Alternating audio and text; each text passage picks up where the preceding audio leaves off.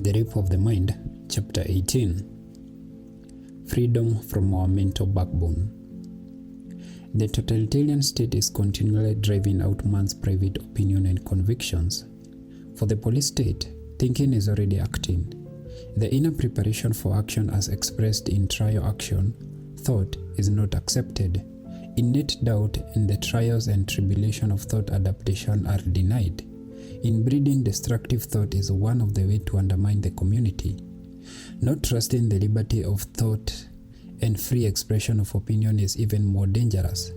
The natural destructive desires are repressed to the uncontrollable realm of the mind that may explode more easily into action. The bubble expression of destruction thought, however, often partly conquers that thought and renders less potent. Here lies the actual paradox. Condemning antisocial thought not yet put into action, provokes a short circuit of explosive action. Every piece of logic may have its dangerous implications. Inquisitional murder took place in the service of high ideals. If we cannot gamble with the innate good sense of man, a free and peaceful society are imposed. A democracy is impossible. Moral culture begins and ends with the individual.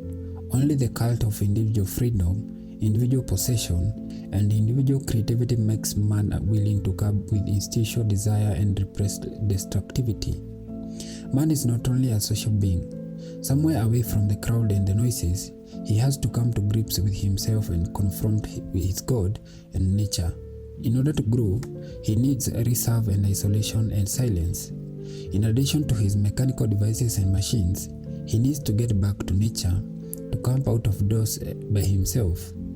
Somewhere along the lines, he has to be the maker of some of his own tools, as a shoemaker or a healer or a teacher. Without being thrown into his own and knowing loneliness, man is dwarfed. He is lost among the waves of overpowering human influence and a sense of coercive probabilities. The democratizing action of psychology. The deepest conviction of power of psychological understanding came to me in the protracted mental struggles with a man who held membership in a totalitarian organization. He came to me for psychological advice during the Nazi occupation of Holland, and I knew that I had to be careful to avoid discussing politics with him. In those days, free expression of opinion could be severely punished, and my patient would have reported me if I had said anything suspicious. However, as my therapy of passive listening liberated him from his personal tension, the patient became more humane. He developed an increasing respect for the individual personality as much, and sometimes grew very critical of the Nazis' callous treatments of human life and human dignity. As time passed, he dissociated himself more and more from his totalitarian political friends. This was indeed courageous, for especially at that time, the turn from a collaborator towards nonconformism was usually interpreted as high treason.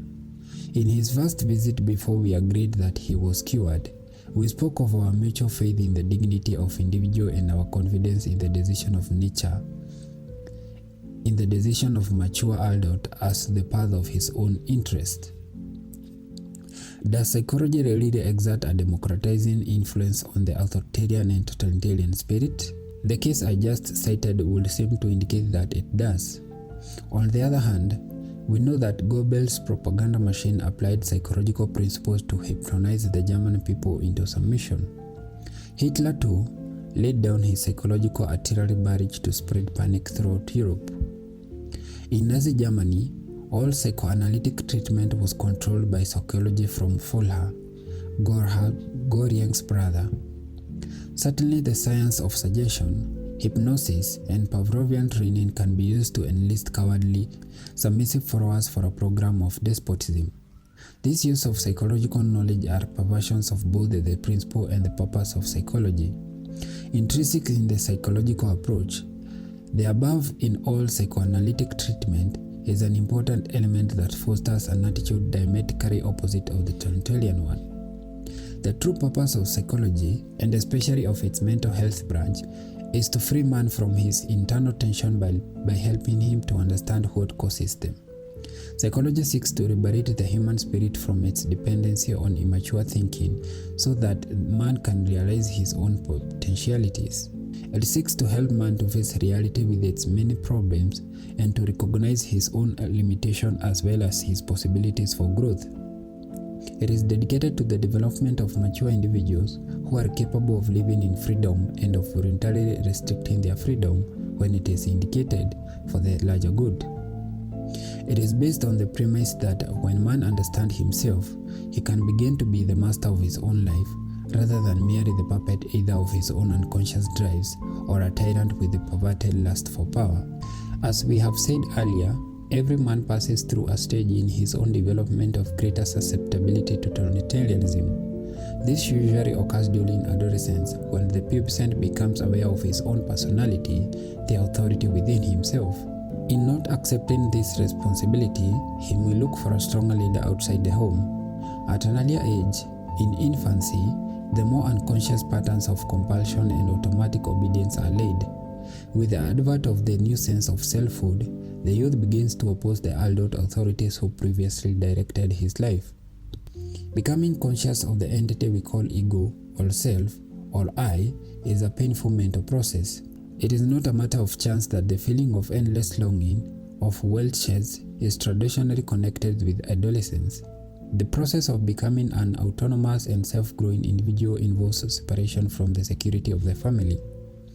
To achieve internal democracy, the adolescent must separate himself from his protective environment. In so doing, he is not merely intoxicated with his sense of growth and emancipation.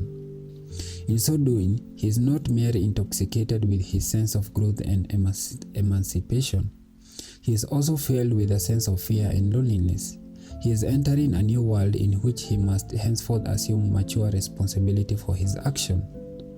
At that time, he may become an easy prey of totalitarian propaganda. A personal grudge against growing up may lead him to forsake the struggle for personal maturity. This problem is particularly acute in Western society, not only because of the real ideological political battle we have to face, but also because of our ways of raising children may emphasize this problem. Whereas primitive groups impose some measures of social responsibility upon the child early in life and increases it gradually, our middle-class culture segregates him completely in the world of childhood, nursery, and schoolroom, and then plunge him presumptuously into adulthood to sink or swim. At this turning point, many young people shrink into such a test. Many do not want freedom that carries with so many burdens, so much loneliness. They are willing to go hand back their freedom and return to continued parental protection or to surrender it to political or economical ideologies, which are in fact displaced parental images. Alas, the youth's surrender for individuality is no guarantee against fear and loneliness. The real outside world is no way altered by his inner choices. Therefore, the youth who relinquishes his freedom to new parent figures develop a curious, dual feelings of love and hate toward our authority. Docility and rebellion, submission and hate live side by side within him. Sometimes he bows completely to authority or tyranny. At other times, often unpredictably, everything in him revolts against his chosen leader. This duality is an endless one. For one side of his nature continually seeks to overstep the limits in which other submissive side has imposed. The man who fails to achieve freedom knows only two extremes: unquestioning submissions and impulsive rebellion. Conversely, the individual who is strong enough to embrace mature adulthood enters into a new kind of freedom.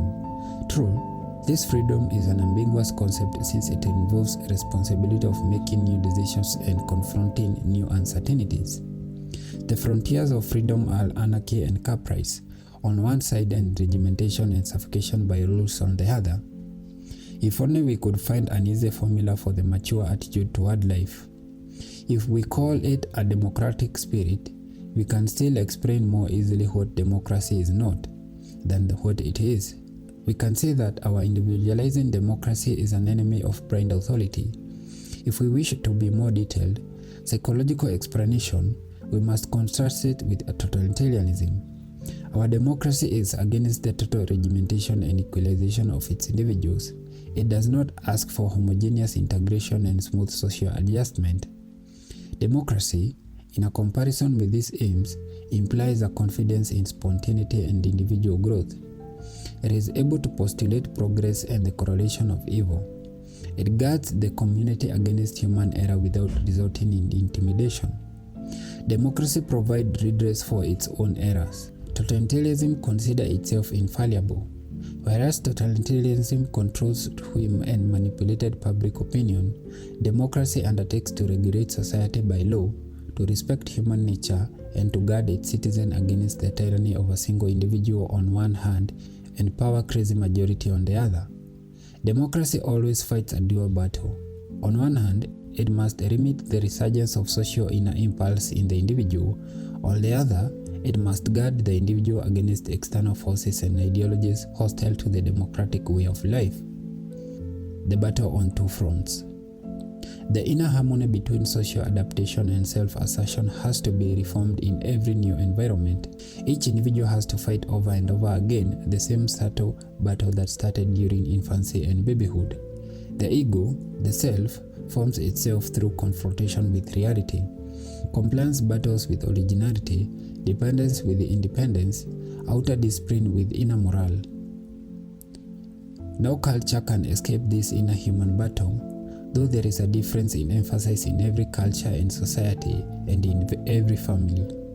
The combination of internal and external struggle, of the mental conflict of two fronts, renders the Western ideal of an individualized democracy highly vulnerable, particularly when its adherents are unaware of the inherent contradiction. Democracy, by its very nature, will always have to fight against dictatorship from without and destructives from within. Democratic freedom has to battle against both the individual's inner will to power and his urge to submit to other people. It also has to battle against the contagious drive for power intruding from over the frontiers and so often backed by the armies. The freedom towards which democracy strives is not the romantic freedom of adolescents' dreams.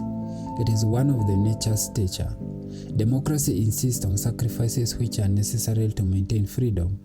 It tries to combat the fears that attack men when they are faced with democracy apparently unlimited freedom. Such lack of limitation can be misused to satisfy mere instinctual drives. However, because democracy does not exploit man by myth, primitive magic, mass hypnotism, or other psychological means of seduction, it is less fascinating to the immature individual than its dictatorial control. Democracy, when it is not involved in a dramatic struggle for survival, may appear quite drab and uninspiring. It simply demands that men shall think and judge for themselves, that each individual shall exercise his full conscious ability in adapting to changing world, and that genuine public opinion shall mold the laws that govern the community. Especially, democracy means the right to develop yourself and not to be developed by others. Yet this right, like every other, has to be balanced by duty. The right to develop yourself is impossible without the duty of giving your energy and attention to the development of others. Democracy is rooted not only in the personal rights of the common man, but even more in the personal interests and responsibilities of the common man. When he loses his interest in politics and government, he helps to pave the road to power politics. Democracy demands mental activity of a rather higher level from the common man. What the general public digests and assimilates in its mind is, in our new era of mass communication, just as important as the dictates of the experts. If the latter formulate and communicate ideas beyond the common grasp, they will talk into a vacuum. Thus, they may permit a more simple and even untrue ideology to slip in. It is not enough that an idea is only formulated and printed. We have to take care that the public can participate in the new concept. The mystery of freedom is the existence of that great love of freedom. Those who have tasted it will not waver. Man revolts against unfair pressure. While the pressure accumulates, he revolts silently, but at some critical moment it bursts into an open revolt. For those who have lived through such an outburst, freedom is life itself. We have learned this especially in the days of persecution and occupation, in the underground, in the camps, and under the threat of demagoguery. We can even discover it in the totalitarian countries where nonetheless the terror, the resistance goes on. Freedom and respect for the individual are rooted in the Old Testament, which convinced man that he makes his own history, that he is responsible for his history. Such freedom implies that a man throws off his inertia, that he does not cling arbitrarily to tradition, that he strives for knowledge and accepts moral responsibility. The fear of freedom is the fear of assuming responsibility. Freedom can never be completely safeguarded by rules and law. It is much dependent on the courage, integrity, and responsibility of each of us as it is on these qualities as those who govern. Every trait in us and our leaders which points to massive submission to mere power betrays democratic freedom. In our American system of democratic government, three different powerful branches serve to check each other: the executive, the legislative, and the judiciary. Yet when there is no will to prevent encroachment of the power of one by the other, this system of checks too can degenerate. Like adolescents who try to hide behind the aprons of parental authority rather than face mature adulthood, the individual members of the democratic state may shrink from the mental activity it imposes. They long to take flight into the condition of thoughtless security. Often they would prefer the government or some individual personification of the state to solve their problems for them. It is this desire that makes totalitarian and conformist. Like an infant in the conformist can sleep quietly and transfer all his worries to father state. When the intellects lose their self-control and courage and are possessed by their fears and emotions, the power of those with prejudice and stupidity gains. Since within each one of us lies the seeds of both democracy and totalitarianism, the struggle between the democratic and the totalitarian attitudes is fought repeatedly by each individual during his entire lifetime. His particular view of himself and his fellow men will determine his political creed. Coexisting with man's wishes for liberty and maturity are destructiveness, the desire for power, resistance to independence, and the wish to retreat into irresponsible childhood. Democracy appeals only to the adult side of man. Fascism and totalitarianism tempt his infertile desire. Totalitarianism is based on the mechanized and narrow view of mankind. It denies the complexity of the individual and the struggle between his conscious and unconscious motivations. It denies doubt, ambivalence, and contradiction of the feelings. It simplifies man, making him into a machine that can be put to work by the government oil. In every psychoanalytic treatment, there comes the moment when the patient has to decide whether or not he will grow up. The knowledge and insight he has gained have to be translated into action. By this time he knows more about himself. His life has become an open book to him. Although he understands himself better, he finds it difficult to leave the dreamland of childhood, with its fantasies, hero worship, and happy endings. But fortified with a deeper understanding of inner motivation, he steps over into the world of self-chosen responsibility and limited freedom. Because his image of the world is no longer distorted by immature longing, he is now able to function in it as a mature adult. Systematic education towards freedom is possible. Freedom grows as the over-controlled destructive inner drives become internalized and no longer depend on control from the outside, on control by parents and authorities. It is the building up of our personality and our conscious, ego and superego that is important. Nor can this development be brought about in an enforced and compulsive way as tyrants and dictators try to do. We must develop it through free acceptance or rejection of existing moral values until the inner moral person in us is so strong that he is able to go beyond existing values and can stand on his own moral grounds. The choice in favor of freedom lies between self-chosen limitation, the liberation from chaos, and the pseudo-freedom of unconscious chaos. Too many people freedom is an emotional concept of letting themselves go, which really means a dictatorship by dark, instinctual drives. There is also an intellectual concept of freedom, meaning a limiting of bondage and unfreedom. In order to become free, certain outside conditions must be prevented from hampering this moral development of self-control. We have to become increasingly aware of the internal dangers of democracy, laxity, laziness, and unawareness.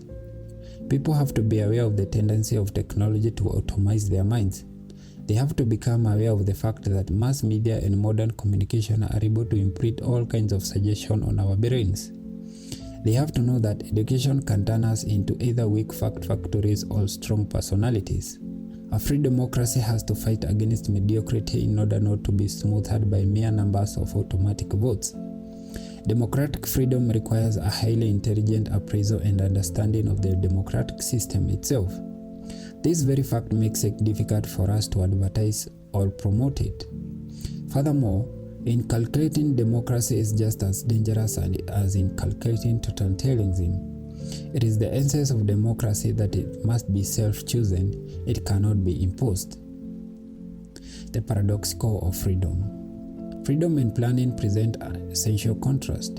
In order to let freedom grow, we have to plan our controls over the forces that limit freedom. Beyond this, we must have the passion and the inner freedom to prosecute those who abuse freedom. We must have the vitality to attack those who commit mental suicide and psychic murder through the abuse of liberties, dragging down other persons into their wake. Suicidal submission is a kind of subversion from within.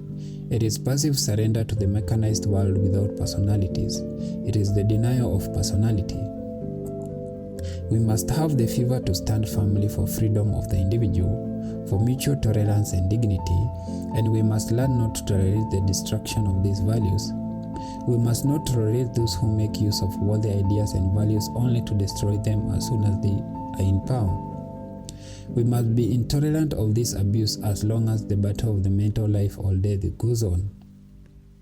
It cannot be emphasized too strongly that liberty is only possible with a strong set of beliefs and moral standards.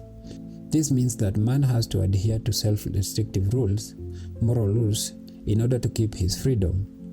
When there is lack of such internal checks, owing to lack of education or the stereotyped education, the external pressures or even tyranny becomes necessary to check on social drives. The freedom becomes the victim of man's inability to live in freedom and self-control. Mankind should be guaranteed the right not to hear and not to conform, and the right to defense against psychological attack and against intervention in the form of perverted mass propaganda, totalitarian pressure, and mental torture. No compromise or appeasement is possible in dealing with such attitudes. We have to watch carefully lest our own mistakes in attacking personal freedom become the grist of totalitarian's mill. Even our denunciation may have a paradoxical effect. Fear and hysteria further totalitarianism. What we need is careful analysis and understanding of such phenomena. Democracy is the regime of the dignity of man and his right to think for himself, the right to have his own opinion, more than that, the right to assert his own opinion and to protect himself against mental invasion and coercion.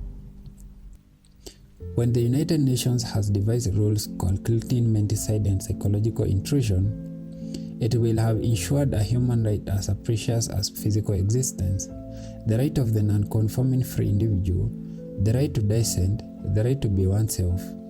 Tolerance of criticism and heresy is one of the conditions of freedom.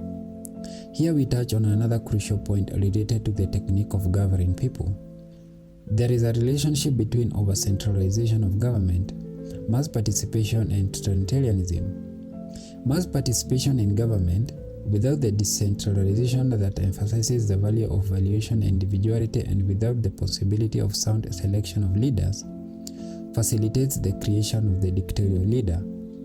The masses then transfer their desire for power to him. The slave participates in a magic way in the glory of the master. Democratic self-government is determined by restraint and self-limitations, by sportsmanship and fairness, by voluntary observance of the rules of society, and by cooperations. These qualities come through training. In a democratic government, those who have been elected to responsible positions request controls and limitations against themselves, knowing that no one is without fault. Democracy is not a fight for independence, but mutually regulated interdependence. Democracy means checking man's tendency to gather unlimited power onto himself. It means checking the faults in each one of us. It minimizes the consequences of man's limitations. The future age of psychology. Let me repeat that I said at the very beginning of this book, the modern techniques of brainwashing and menticide, those perversions of psychology, can bring almost any man into submission and surrender. Many of the victims of thought control, brainwashing and menticide that we have talked about were strong men whose minds and wills were broken and degraded. But although the totalitarians use their knowledge of the mind for vicious and unscrupulous purposes, our democratic society can and must use its knowledge to help man to grow, to guard his freedom, and to understand himself. Psychological knowledge and psychological treatment may in themselves generate the democratic attitude, for psychology is essentially the science of the Joost and Meerloo, or free choice within the framework of man's personal and social limitations. Compared with the million-year span of human existence and evolution, civilization is still in its infancy. Despite the historical reversal, man continues to grow, and psychology, no matter how imperfect now, will become one of the most powerful tools in his struggle for freedom and maturity. End of chapter 18. End of the book, The Rape of the Mind.